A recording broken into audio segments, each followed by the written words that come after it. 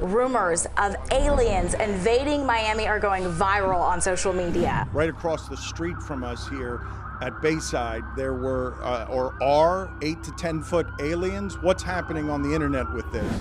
It might be War of the Worlds happening right now on this third rock from the sun. The Messenger reports that on New Year's Day, numerous police officers swiftly responded to a Miami mall as a brawl ensued among a group of teens wielding sticks, launching fireworks, and causing chaos for local businesses. However, some observant social media users say that the substantial police mobilization, which even included officers armed with high-powered rifles, was unrelated to the teenage disturbance.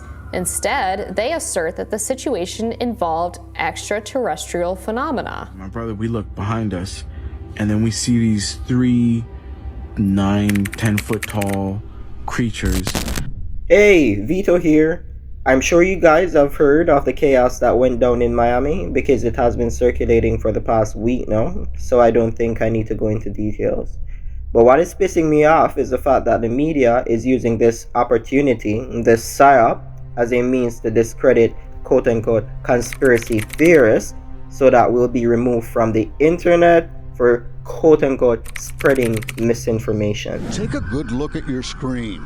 Are those aliens walking in front of Bayside Marketplace in downtown Miami?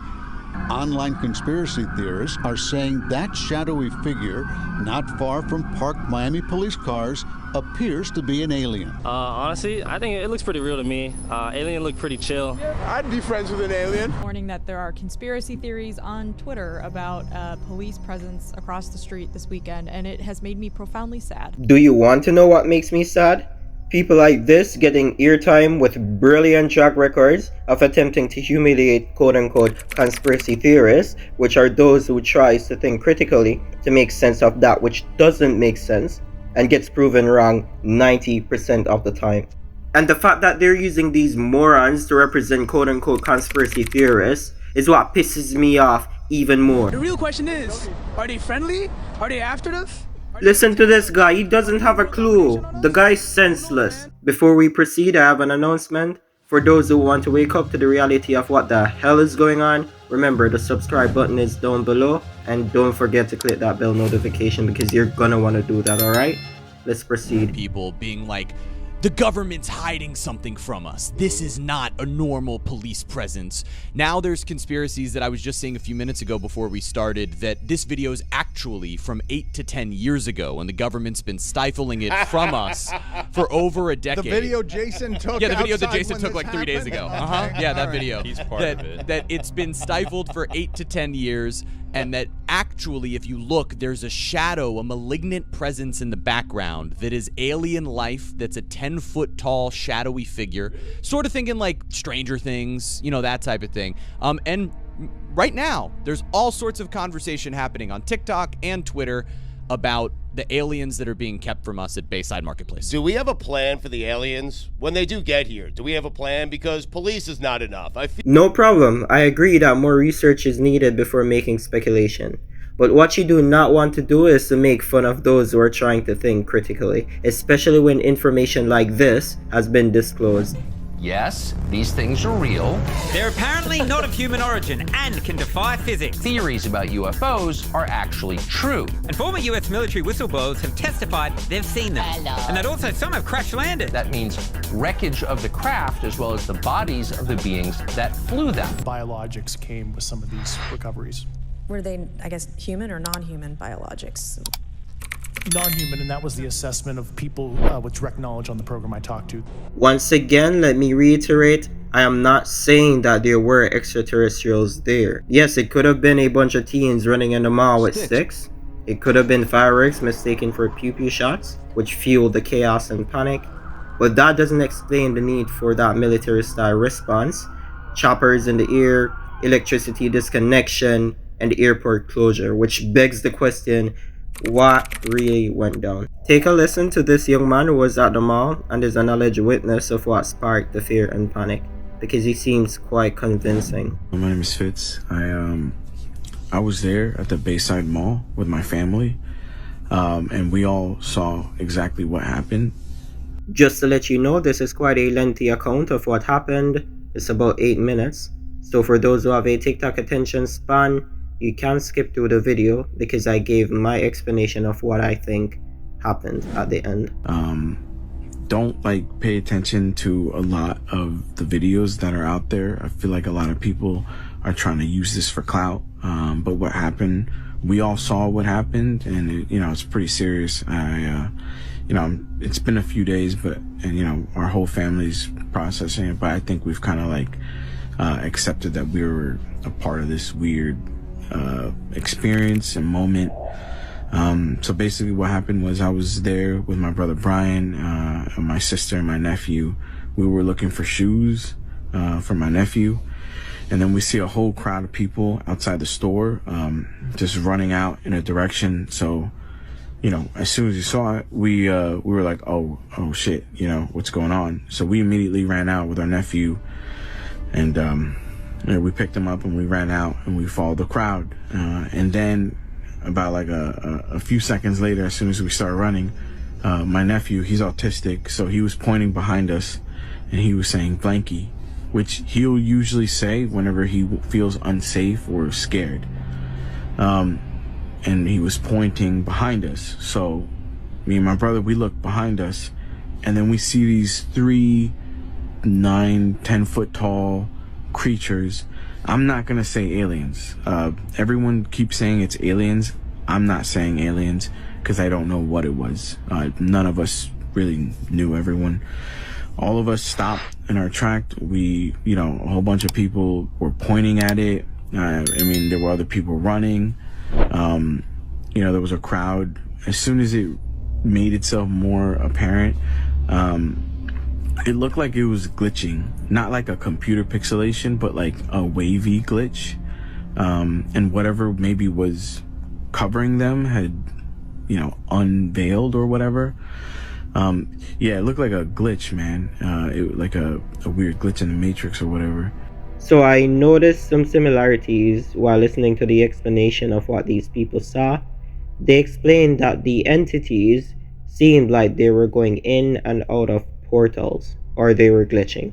Now this is an important point that I'm going to explain at the end of this video of what I think that is. And then you could see it in its full form, all 3 of them, and then they were all black. You saw eyes, and you could faintly see like lips, but I was about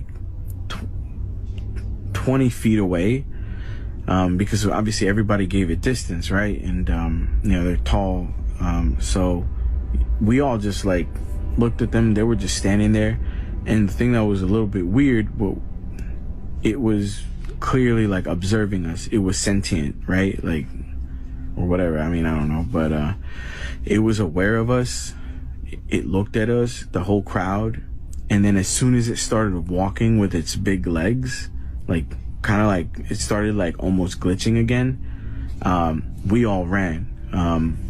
My brother immediately said, yo, let's go. He grabbed me by the shoulder. We bolted out of there. And for anyone that's saying, where's the footage? Yeah, I know. I don't have any footage, and I'll explain why. Because when I saw it, I was in complete fear. This is what I hate with people. They always choose to talk when they weren't in the situation. Why would you think of taking out your device when the first thing you're thinking of is protecting yourself? You're gonna do that when you're at a safe space or a safe position where you're not a threat, right? And the thing is, I can understand what he's saying, right? Because I don't know if you ever had dreams or nightmares where you wanted to do something to protect yourself, but you can't. Whether that be, getting the car keys to start the engine, it takes years to do that. Or you want to open a door, it seems to take years to do that. Or if you're running from an entity, it seems impossible to outrun them because you start to get weak and everything just changes before you. It's weird. What if that was what happened in that situation? It was something that I completely froze, man. I don't care if I sound like a bitch about it. I froze. And I don't care who you are. I feel like when you're seeing something paranormal, it's different than when you're seeing a fight. Yeah, you'll probably want to record that and put it on WorldStar or whatever. When you see something paranormal, that's different, because your reality, you can't comprehend what you're seeing. A fight, you kind of get it. Two people are fighting. You can comprehend that. Something like this, none of us could comprehend. Your first instinct is like, it ain't to like take out your phone and start recording. Your first instinct is like, I've never seen this before. What is this? Is it gonna hurt me or my family? That was my first #1 priority. So if you don't believe me, I get it. You know, it's fine. Like, it is silly. I'm sure that someone had footage from that night. If you did, please contact me just so that, you know, we actually have it. I don't know, man. This guy seems pretty convincing to me. There's two things that can happen to get this response. And one is if he was on drugs and he was hallucinating, or what happened actually happened. And I'm forced to believe the latter. So anyways, as soon as the creature started moving, we all just jetted out there. We ran out the front doors. And, you know, obviously, like, we see a whole sea of cop cars, mad cop cars, where other ones were coming in. And we ran with our nephew, and then, you know, a cop stopped us. You know, they took us a little to a bit of a safer area behind the cars. And they asked us what we saw. And we told them what we saw. You know, they wrote it down, and they asked everybody to check their phones. Not everybody, because there was mad people like running away too, right? They couldn't get everyone. So I'm wondering if someone's gonna post a video.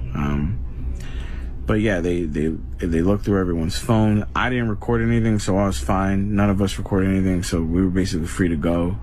But in the distance, you could still see, like, you know, I didn't see the beings come out the door, right? But you could see on the side of the building, kind of like that clip that everyone's seeing, that it was slowly walking. And it was like, it wasn't cloaking or glitching or whatever. It was walking. So I don't know if it seemed more like it was an interdimensional thing. Someone's coming into our dimension or whatever, a bunch of them. And I think, you know, that it was just interesting, the police response, because there was a whole bunch of them. This ain't for no teenagers. No, this was for something way bigger. And it almost seemed like the cops had like a already made strategy for it, because they surrounded one of the beings with like all their police cars. They blared it up even louder because you could hear that it was louder. Yeah, exactly. That was the strangest thing, right? Every police car that showed up had their sirens on, blasted. Why would you do that if you wanted to catch the perpetrators who were creating havoc in the mall? Wouldn't you want to be discreet and incognito, right? So that was kind of weird. That was really, really weird. Maybe as an attempt to like distract it or let it know, like, hey, you don't belong here, right? And you know, they were trying to like slowly move alongside with it. But I didn't see anything else after that, because me and my family, we got out of there. We went into our car. We went home, because, you know, we had our nephew with us, and we went to make sure, like, you know, he was okay. So I'm still kind of like processing everything. Like, it's weird, but at the same time, I'm glad that we weren't alone in seeing it, because like it was a whole bunch of us that saw it. And it feels kind of like, you know, you're part of something like really big. This was the most genuine account that I've encountered, and I want to believe that he's telling the truth, right? And if he's lying, then he'd be stupid to do something like that, because he'd look like a right prat, because these beings are real. Right? There are interdimensional angelic beings. There are creatures being created in labs, as Stephen Greer pointed out when he stated that these beings aren't what Hollywood wants you to think, right? Those are caricatures created in labs. The sort of stereotype of the bug-eyed alien, that's sort of a stereotype. It's sort of a racist caricature, actually, to be honest with you. And what you really are dealing with here, I know by the time Sergeant Stone was finished with his involvement, and this was in the late 60s, right? They had cataloged 69 different species, different life forms. These creatures are real. So we don't have to try to convince anyone or try to prove anything to anyone because they are real, right?